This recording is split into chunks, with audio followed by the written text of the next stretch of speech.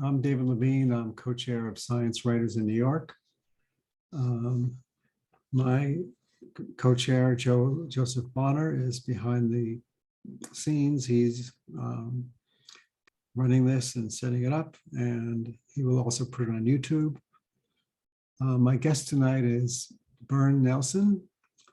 He's a Seattle-based writer with an avid interest in biology, biomedicine, ecology, green technology, and unusual travel destinations. After receiving his PhD in microbiology from the University of Washington, he shifted courses to become a writer. Oh my gosh, why'd you do that?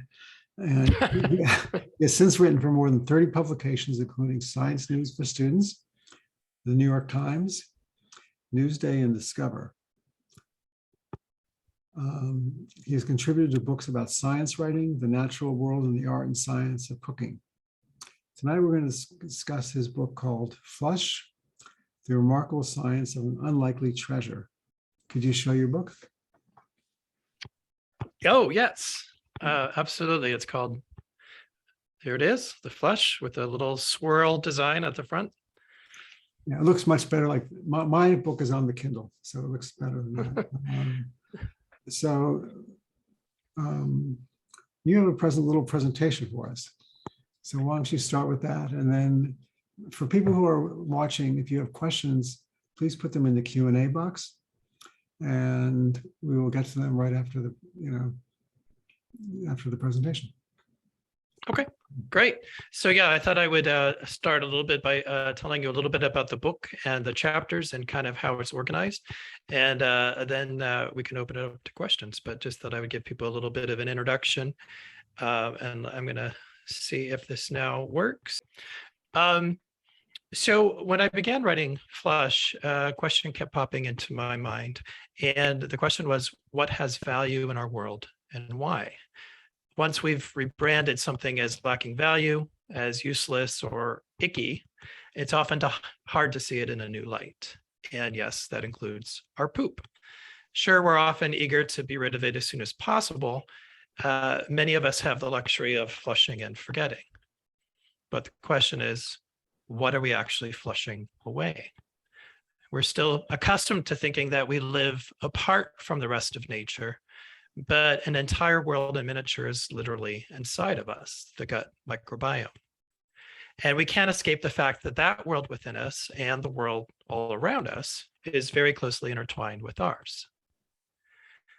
So understanding how we process what goes into our bodies, what those leftovers contain, and what makes them so useful when they come out the other end may help us appreciate our own inner power and learn how to live in better sync with the remarkable ecosystem that is co-evolved with us.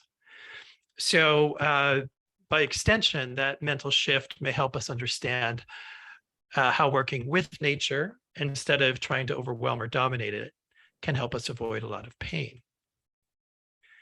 Like other forms on Earth, we are not only consumers, but we are also producers.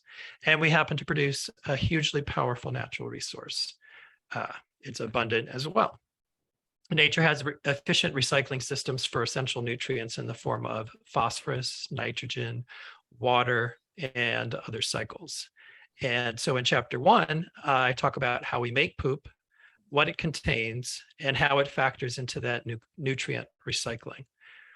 And throughout the millennia, megafauna, including this woolly mammoth from the Pleistocene, as well as bison that have endured today, have been critical links in the distribution chain of nutrients, of phosphorus in particular. We humans, however, have largely removed ourselves from that loop to our own detriment. And one of the questions is why? Well, one potential reason is disgust. As an emotion, the yuck factor is incredibly powerful, as I describe in chapter 2, which I've called horror. As part of the behavioral immune system, disgust can help keep us away from things that might cause disease or things that we might think cause disease. So poop tends to top the list no matter where you live. Although many of us have additional aversions to things like bugs, slugs, things that smell putrid, like this corpse flower in the Bronx Botanical Garden, people who appear unwell, even disgusting actions. But disgust can go too far and work against our own best interest. And one way that disgust has literally killed people is through blocked access to life-saving but relatively crude therapy known as a fecal microbiota transplant, or FMT. In chapter 3, Savior, I trace the surprising history and effectiveness of a therapy that has consistently outperformed antibiotics in treating a bacterial infection called Clostridioides difficile, or C. diff. You may have heard of it as a hospital-acquired infection. It can literally destroy your intestinal tract, and people have died from it. The therapy is something that I liken to weeding an overgrown garden and then replanting it with healthy plants like these peas to help keep the weeds at bay. But medicine is still struggling to accommodate what is in fact an ecological approach to disease rather than a single therapy used to target a threat. So it's all about balance. Poop has also forced a rethinking in other fields of science as well. And what you're looking at here is a coprolite, fossilized poop. And these used to be tossed like frisbees at archaeological sites because researchers deemed them to have so little value. Now they're considered one of the most valuable artifacts at a field site because of what they can reveal about the past, which is quite a lot. And I describe this in chapter 4, which I've called Memory.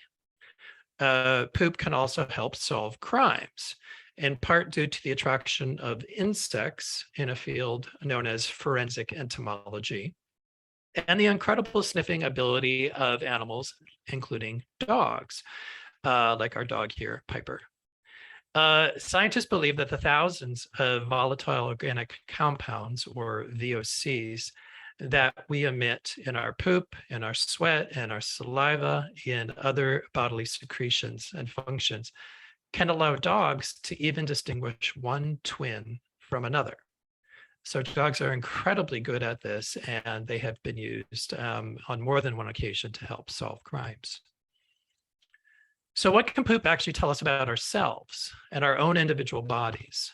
In chapter 5, Portent, I describe some of the ways in which hucksters have tried to exploit our fear, especially around constipation, as well as what science is actually suggesting about how the color, the consistency, the smell, the frequency, and even the ingredients of poop can provide clues about health and disease, as well as what might be possible through a more careful study of our gut microbiome.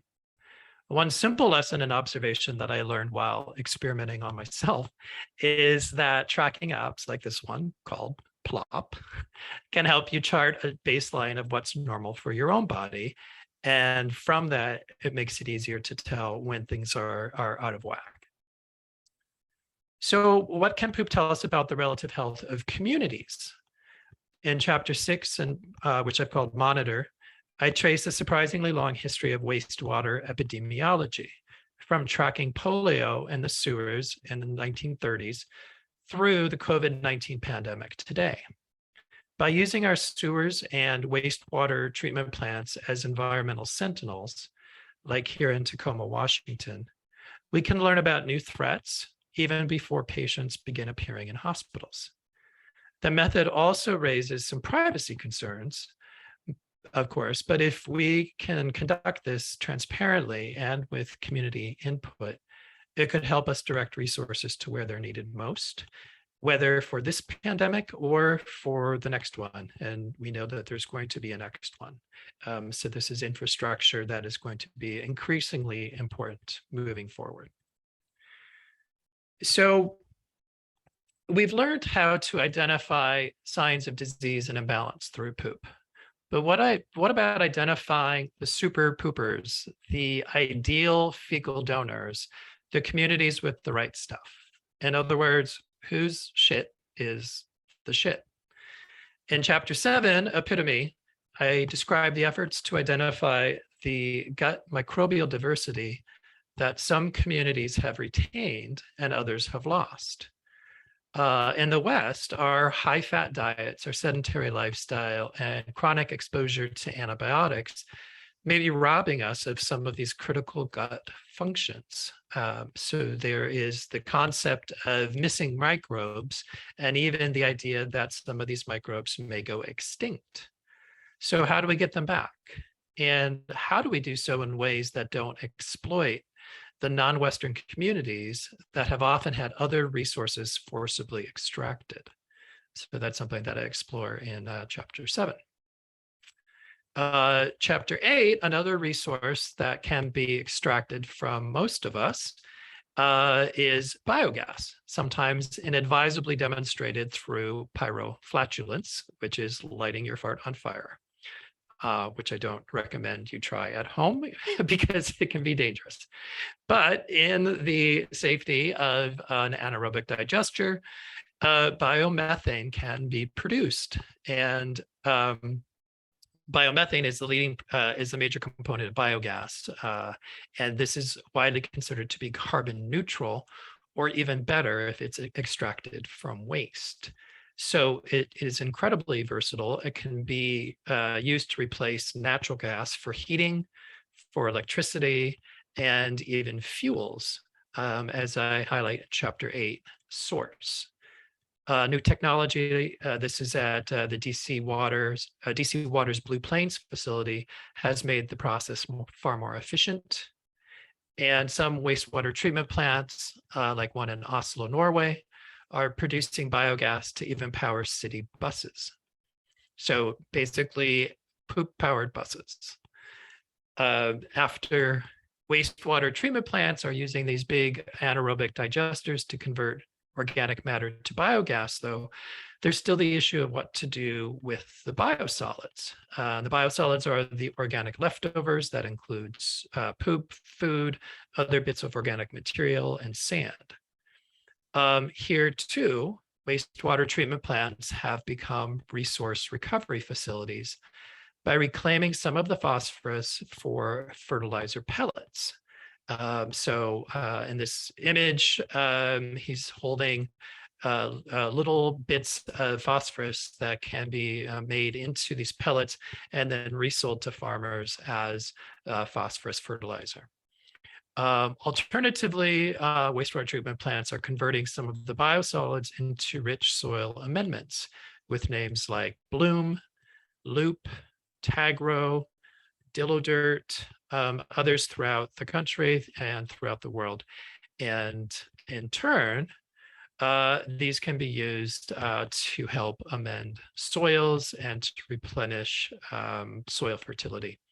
In chapter 9, Catalyst, I write about how this soil amending process fits with centuries of indigenous knowledge, how my own gardens benefited when I experimented on them, and how these soil conditioners can catalyze community as well, such as through community gardening programs.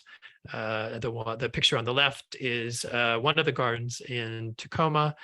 It's a community garden that was organized through Harvest Pierce County. And they have more than 80 different gardens throughout the county, in part through the Tagro soil amendment that has produced by Tacoma.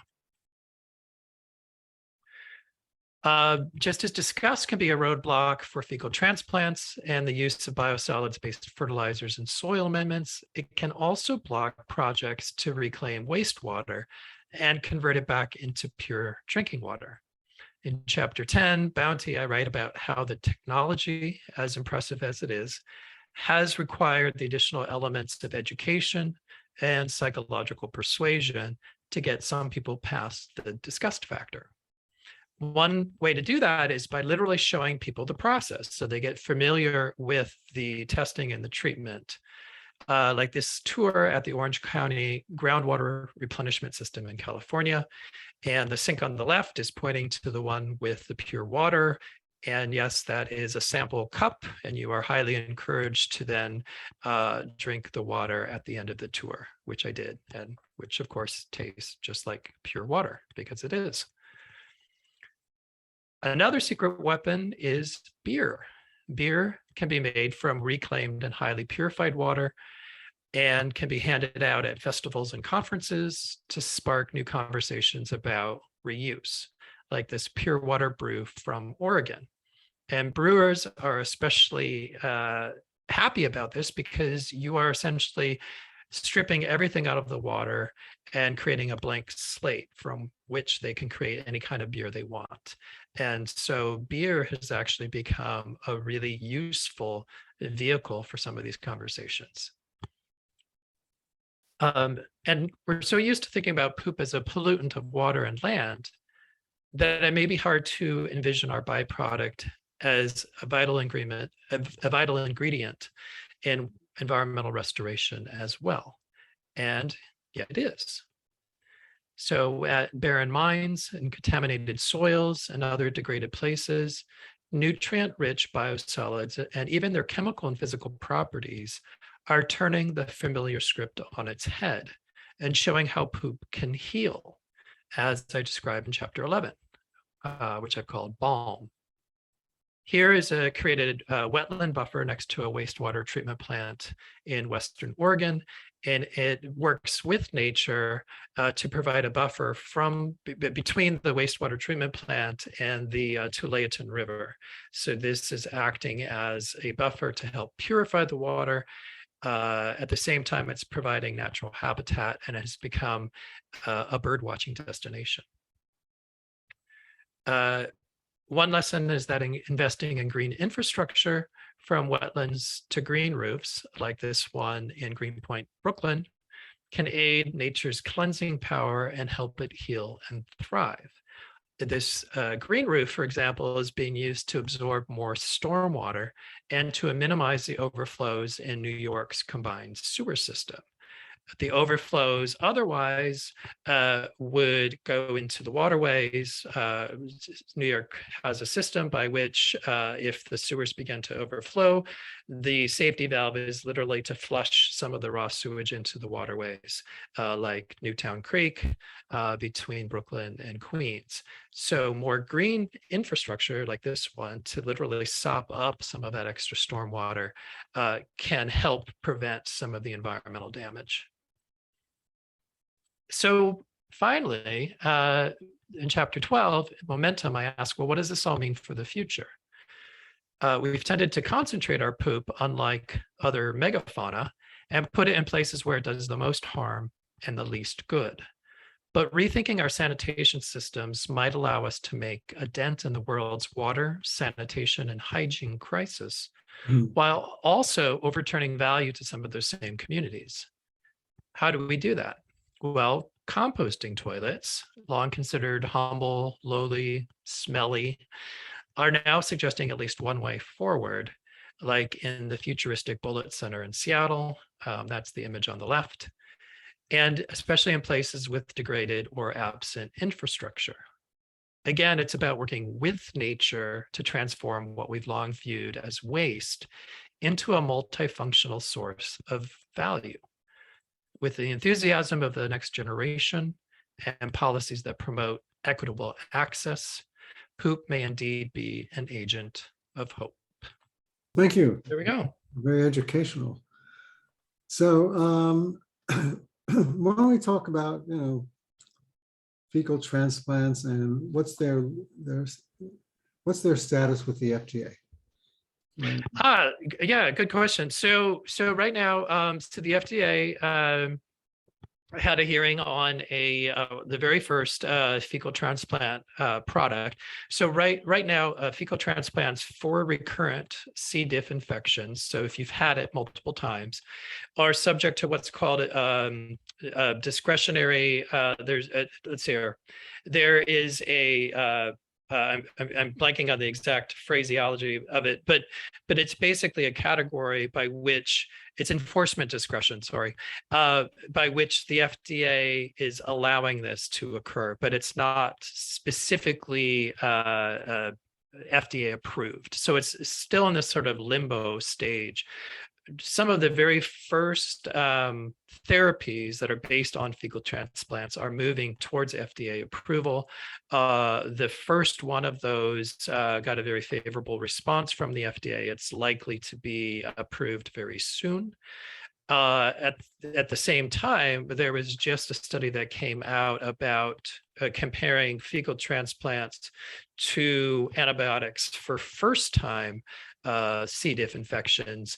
And again, fecal transplants blew the competition out of the water. So you're looking at a cure rate of about 90% through fecal transplants.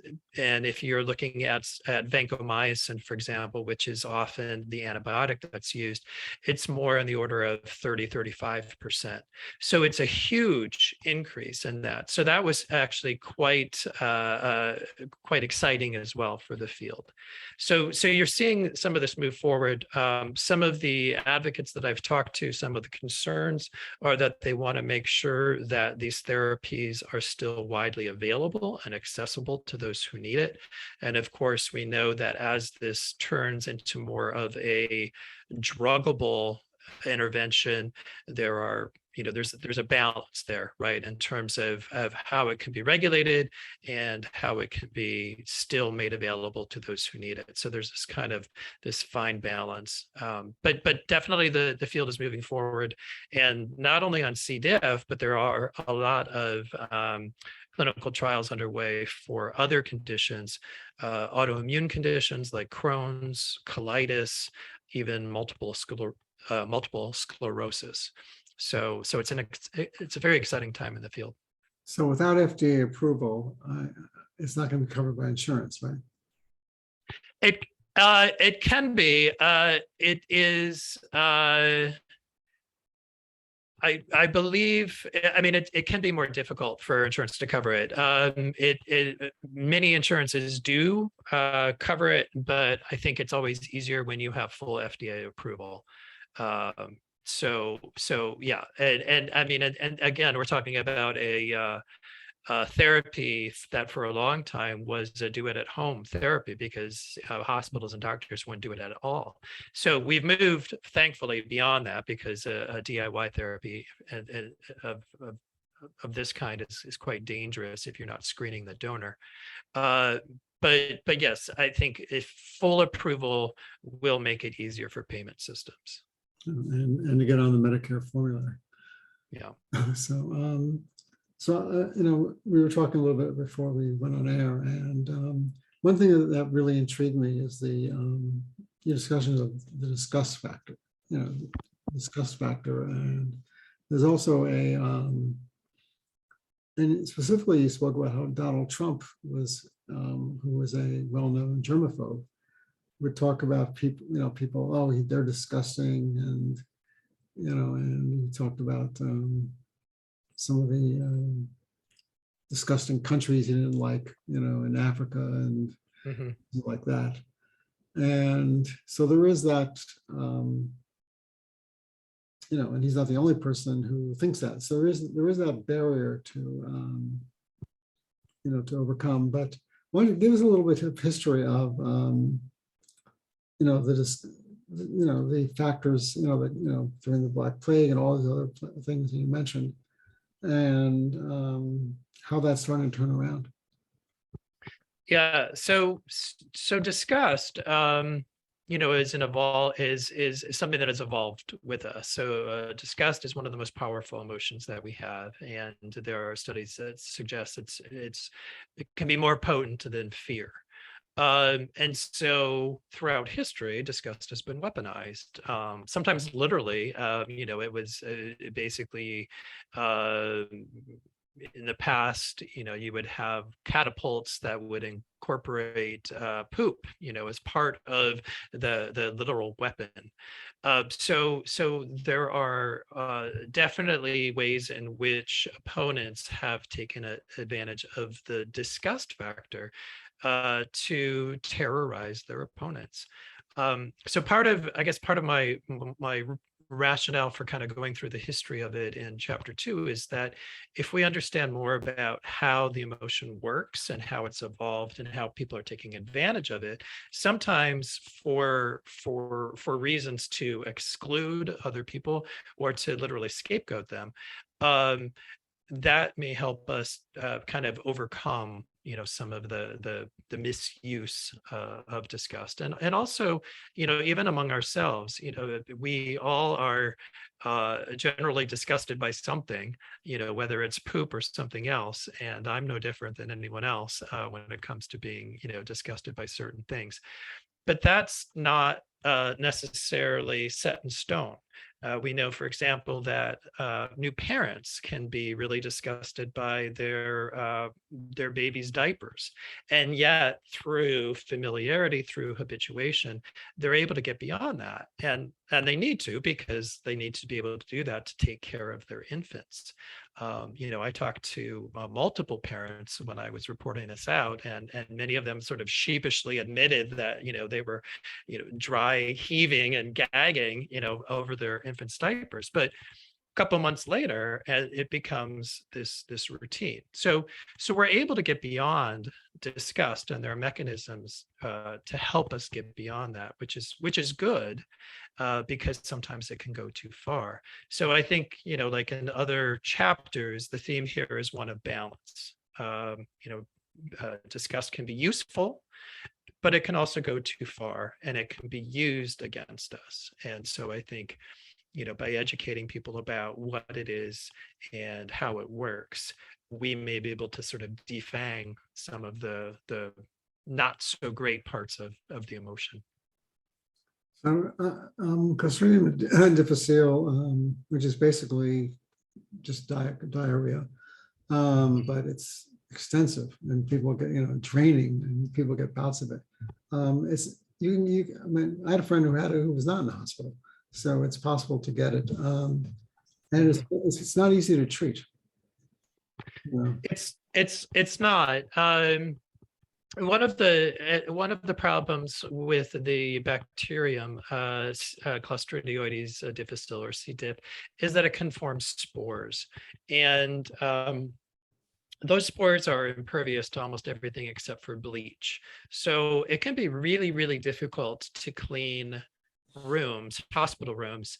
And in fact, one of the methods that people have used actually is dogs, because dogs can sniff out the bacteria. And so in several different hospital systems, they've actually used dogs to help sniff out the places where they need to clean more, because the C. diff may still be lurking. But yes, and once you get it, you are more susceptible to getting it again. So for the book, I talked with one patient who had had it 8 times. And with each time, you can get progressively more sick, because it will do damage to your intestinal tract. And eventually that damage, the diarrhea, the dehydration, the other effects of that toxic megacolon that can happen as well, can kill you. So yeah, it's a very serious infection, and vancomycin used to be considered the drug of last resort. There are some other antibiotics that people are using, but from the scientific literature, our fecal transplants are incredibly useful and incredibly powerful in curing people and literally helping them get off their deathbed. Yeah, one of the strange things is that taking antibiotics can cause it. I mean, every time I get an antibiotic, because I've had some dental work, there's a warning, can cause C. difficile. So. Yes. Yeah. And part of that is because if you go back to the garden analogy, our gut is this thriving ecosystem. We have predators, we have prey, we have bacteria, we have viruses, we have archaea. Sometimes there's, fungi in there. So it's this thriving ecosystem. And some of the antibiotics will, like clindamycin, for example, which is notorious for making people more susceptible to C. diff, can basically kill off a lot of the other microbes that are effectively protecting you from the effects of C. diff. And so what that can do, which ironically enough, you're taking antibiotics and it can kill off the things that are protecting you and allow the bad things to grow even more. So yes, so antibiotics, unfortunately, in some cases, can actually make people more susceptible. So I have one more question, then I'm going to go to questions. Sure. So we talk about the microbiome, which is a very big popular subject right now. There's serotonin in it. There's a link with the COVID can actually upset the microbiome. So why don't we, and you write about it out in the book. So why don't we talk about that a little bit? First, what is the microbiome, and how concerned should we be about what we're doing to it? Sure. Yeah. So the microbiome, some people liken it to basically a hidden organ. If you think about it, it's not your usual picture of an organ, because essentially it is this amalgamation of different entities that are living with us, right? So primarily bacteria, but also some archaea, also some viruses, including viruses that will attack some of the bacteria. So it's this whole ecosystem. Some of the functions that we know that the microbiome helps us with is digesting food, in particular digesting different types of plant fibers. The microbiome can help with making vitamins. It can help train the immune system to distinguish friend from foe so that it doesn't attack what it shouldn't be attacking. So it has a very important role. And in fact, there are other roles that we're just learning about. And one of the things that I did for one of the chapters in the book was to have my own microbiome sequenced, because I was really curious about what do I have, inside of me. And what was really interesting is that half of the species that were on this list, this printout that I received, are ones that we have little or no idea what they actually do. So a lot of them, the note would say, isolated from the poop of a healthy 25-year-old, and that's it. So what that means is there's so much more that we have to learn about these microbes that we're carrying with us all the time. And so I think the science is fascinating. I think the caveat is that there's a tendency to say, oh, well, the microbiome can do all of these things. And I think we have to just be really careful and go where the science leads. And there's a tendency to say, okay, maybe it can make you thin in the right way, or maybe it can, do all of these other things. And I think we just have to be really careful and not oversell what the microbiome can or cannot do. But it certainly was underappreciated for many years, and now we're realizing that there is this world inside of us that is doing quite a lot that we know very little about. So I think there's going to be a lot of exciting discoveries yet to come.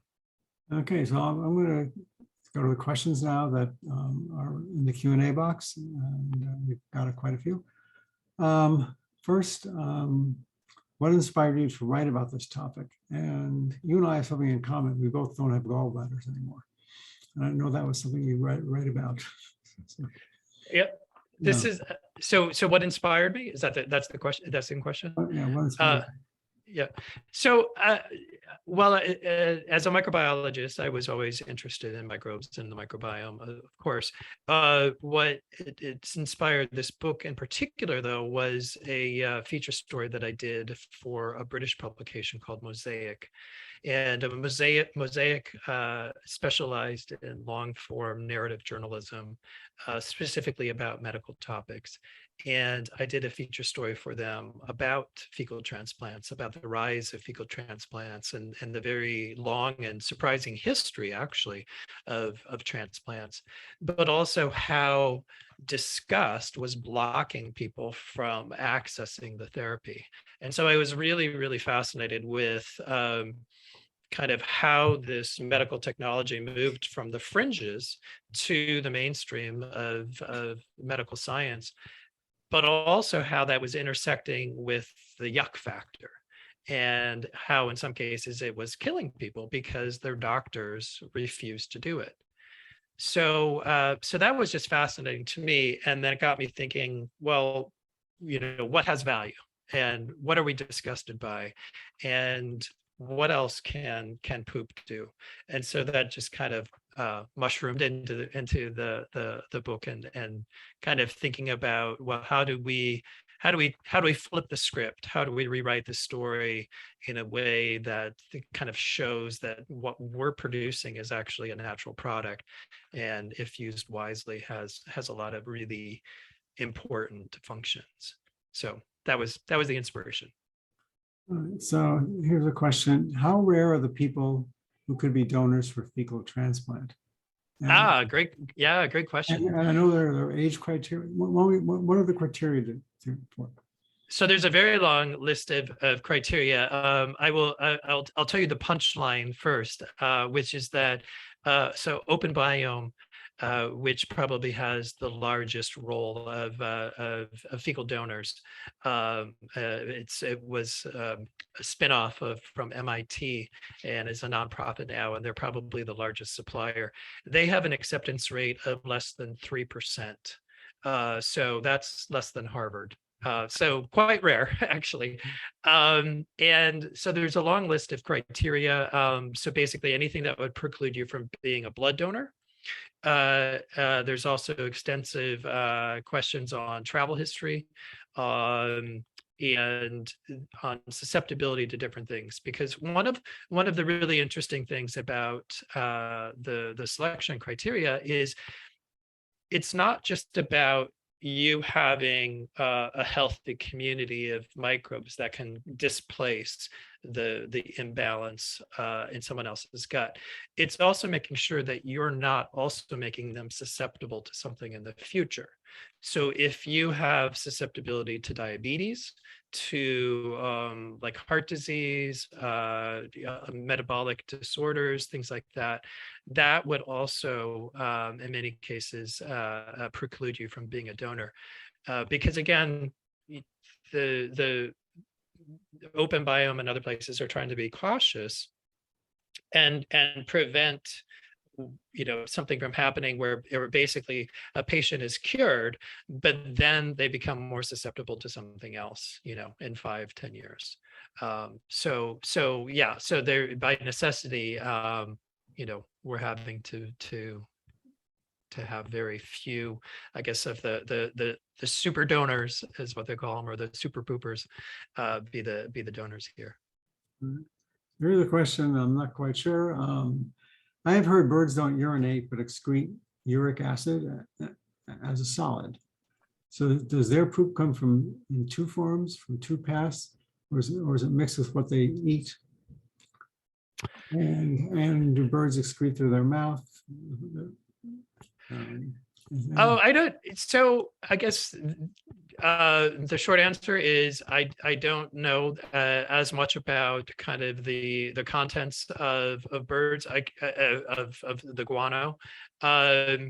It is a mixture. Both of this, the urine and the feces, come through the cloaca, I believe it is, and it is quite acidic.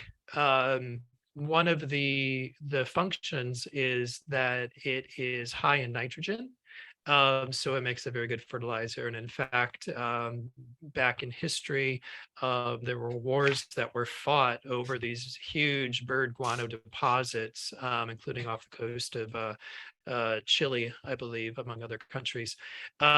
So bird guano has a long history. Penguin guano, other types of guano, as a very potent fertilizer. I believe the nitrogen content is higher than our content. And again, for us, urine can also be used as a fertilizer source. So there are different groups. One of them is pea cyclers, for example, where they are teaching people about the merits of reusing urine as well for its nitrogen content. But I believe that nitrogen content is higher than the content you would normally have in poop. Birds, because it's combined, I believe that gives it a higher urea and nitrogen content. So I'm not sure that entirely answered your question, but that's about as much as I know. So I wanted to ask about, the detectives go to crime scenes and, they're often fairly disgusting, but our poop is actually used for clues.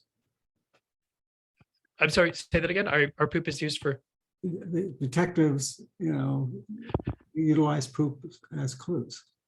Yes, absolutely. As well as the people who do the autopsies. So Yeah. So at one of the chapters, when I'm talking about forensic science, that poop, which is left in crime scenes more often than you might think, can actually be a very useful clue. And not only because it can be sniffed out by dogs, and there's this whole science to that about how you train the dogs and how you use that as one line of evidence, among others. So similar to like eyewitness testimony, you can also use the dog's sniffing ability to differentiate between potential culprits. So that's one line, but also the succession of insects. And this is similar to what happens after death, for example. There's a facility in Tennessee called the Body Farm, and it's all about kind of the succession of bugs that will live on a body after death. In the same way, there's also a succession of bugs that will come and be attracted to poop. And those can be differentiated from ones that are going to be, more attracted to a cadaver as opposed to more attracted to organic matter such as poop. And so there are forensic entomologists who specialize in this, and they have been able to time when someone died, but also how long they might have been abused or neglected prior to death, based on the timing of the arrival of these different insects. So it's a really fascinating, it's kind of gross, but it is incredibly useful in terms of trying to reconstruct some of these events. So that's in chapter 4. So all about forensics. Okay, so we have a few questions about composting toilets. How are the new composting toilets different from old style outhouses? Will they work in rural, low income and isolated environments? And yes. And another question is, maybe the technologies were made beautiful in corporate designers or development that could counter disgust of it, which makes sense. Yeah. Yeah, no, absolutely. So let me take the first question first, which is the new composting toilets. Yes, they are quite a bit more advanced than some of the old ones. And so, a lot of times when I would talk to people about composting toilets, they would say, "Oh, well, this is like in the national park that I went to, and they really stunk, and so they weren't that pleasant." The ones that were in the Bullitt Center here in Seattle, people would actually go to the bathroom because they expected them to be weird and stink, and were almost a little bit disappointed that they just sort of looked like normal toilets. So for many of these systems, it's basically a relatively normal toilet, and then you might have like a vacuum flush, where you might have like a foaming technology, and then it basically is sort of sucking everything into these digesters that would tend to be like in the wall or in a floor below or something like that. So in that case, these can be scaled up or down depending on how many people are using them. So a business, for example, would have a much bigger tank than a house would. But the same principle can also be used in rural locations. And one really interesting example of this is that the Gates Foundation had this competition called Reinvent the Toilet, this Reinvent the Toilet Challenge. And there were all of these engineering teams, and they came up with all of these kind of amazing designs for toilets that could be used around the world. And the idea was in a setting where you don't have running water and you probably don't have electricity, how do you get rid of the feces and the urine safely? And so all of these designs were doing it. But what they determined was that the technology was so complicated that the price point wasn't low enough to actually be practical in some of these countries. And so they had to kind of go back and then say, okay, well, now we're going to combine these different parts of the toilets. In the meanwhile, you have these other composting toilets that incorporate worms that have been wildly successful in places like India. So it's an example of a very low tech solution where you essentially have, a regular bathroom, whether it's a squat toilet or whether it's a sitting toilet. And then basically everything that's happening is happening in the ground. So you can have ones that are relatively low tech, but work extremely well for rural settings, all the way up to composting toilets that would work in some of the most advanced, high rises. The question isn't necessarily technology; it's more on scale. Like, are other people doing it around you? Because the problem is, what do you do with the waste? You have to have like a septic service that's going to be taking that waste to a composting facility. And it makes it much easier if there's like an eco district where it's not just one building, but a lot of different buildings that are doing it. So that's more of the limiting factor. But yeah, there are a huge range of composting toilets now. And then the next one, the technology is made more beautiful. Yeah, that could discuss. Absolutely. I think there's no reason why they couldn't be. Toilets. There's a wide range of design possibilities now. You're seeing a lot of different bells and whistles on bidets, for example, that are emphasizing different features. But I think the same thing can happen with, if you're emphasizing the end product, right? So if you go on a tour, let's say a water reclamation tour, the end product is looking at this kind of like beautiful pure water, or the reward is a frosty beer, right? Or some sort of positive, pleasant experience. There's a lot of psychological impact to that. And it's actually the same principle for fecal transplants. One of the ideas is, how do you make that more palatable to people? And so there was the idea of, you use triple coated pills, which kind of works. Then there's the option of trying to isolate the types of bacteria that are really kind of doing the job, and can you isolate just those bacteria and put it in some sort of like a pill form, make that more palatable. The problem is that we don't yet have a full understanding of which bacteria are the most important to that. So there's a question between form and function, right? we have to fully understand the function before we can do the appropriate form. But one other example of that as well is there is a portable wastewater treatment option. The technology is called the Omni processor, and it was developed here in Washington State. And again, this is another project that was funded in part by the Gates Foundation. And it's a beautiful technology, and it basically is a steam powered technology that's basically been upgraded for the 21st century. And so you can have, dried waste, dried poop that comes in, and 5 minutes later you have clean water that comes out. The problem is that in the minds of people, that's not enough distance.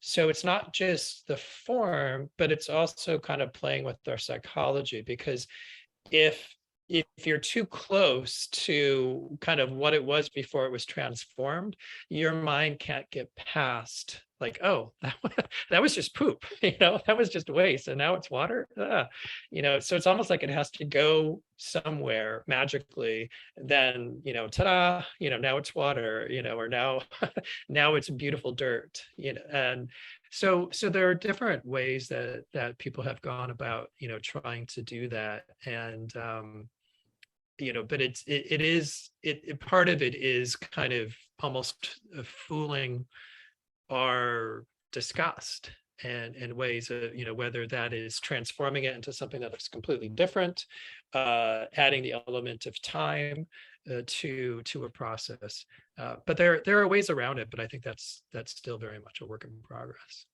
So since we're writers, how long did it take you to write the book? How'd you find a publisher? And what's in the future for you? Sure. So I signed the contract in June of 2020. Well, let me back up. So I was first interested in this back in 2014. That's when I wrote the feature story. And so it took a while to kind of percolate. And I had been sort of gathering string throughout and kind of talking to various people about the idea, and making sure that it was a viable book idea. And then I worked with basically a friend of mine who's also a science writer, and we became accountability buddies, and basically kind of went through the whole process of writing a pitch, and then trying to find an agent. So going through, there's a website called Publishers Marketplace, and it lists all of the agents who have worked on science books. And so basically I went through that, and I came up with a spreadsheet and just started pitching it to agents, and found one who was wildly enthusiastic about the idea, which is exciting. And after talking, we decided to work with each other. And then she worked with me pretty extensively on reshaping my pitch. And that took about 7-8 months. And then in June, then we shopped it around to publishers. And when you shop it to publishers, you're actually shopping it to specific editors in those publishing houses, the editors who you think are going to be most excited about that project. So there were a few that had initial interest, and then 2 ended up bidding on the book. We decided to go with Grand Central Publishing and my editor, Maddie, who's fantastic. And then she helped me shape the book. The whole writing process took about 18 months. So from the time I signed the contract in June of 2020 until I delivered the full draft was 18 months. But then I had to go through another 3-month process of fact checking. And fact checking is entirely up to the writers right now in the industry. So that was something that I had to do myself. But yeah, that was generally the process. So it was a great pandemic project for you. It was a good pandemic project. Yes. Started It during helped the lockdowns, yeah. help keep me sane. And as part of that, then, you know, kind of experimenting with my gut microbiome, and then experimenting with my yard, with the gardens. You know, it was a good time for that. Yeah. All right. So on November 10th, I'm going to be interviewing Apurva Mandavelli. She's been my guest before. She's the New York Times chief writer on COVID. And she wrote an article last week on the triple pandemic, COVID, the flu, and RSV, what the children are getting. And we're going to talk about that, and as well as her trip to India, where she reported on malaria outbreaks. So that'll be November 10th. I'm still waiting to schedule Dr. Sam Parney of NYU, who is going to talk about what happens to the brain when we die. So hopefully that will be in November also. And so why don't you show your book again? And Oh, sure. I know you can get it on Amazon because that's where I bought it, but where else can you get it? Yes. Many independent bookstores as well are selling it. You know, Barnes and Noble, but your favorite independent bookstore. You know, if they don't have it in stock, they usually can order it, and it will arrive in a few days. So, yeah. Anyway, great talking to you. Thank you. Likewise. Thanks for having me. Oh, it's our pleasure. So everyone out there, please be safe. And let me see, one more question. Thank you. Nice conversation. Well, thank you, Irene Klotz. I appreciate that. You Thanks, Irene. know, I like to get, you know, good feedback too. So thank you so much. And as well as Bryn. So thank you so much. We're both members of the National Association of Science Writers. If you do have a book that you'd like me to talk about, because this is how this whole series began, you know, because during COVID, we just talked about COVID. But I used to interview authors in person at the New York Public Library and later at a private person's home. So if you're out there and you do have a book and you want me to discuss it with you, shoot me a message. My name is on every email that goes out about these talks. Anyway, thanks everyone. You know, have a nice weekend. Be safe, and we'll see you Tuesday is November 1st. Well, see you in November. Okay. And good night, everyone. Thanks, everyone.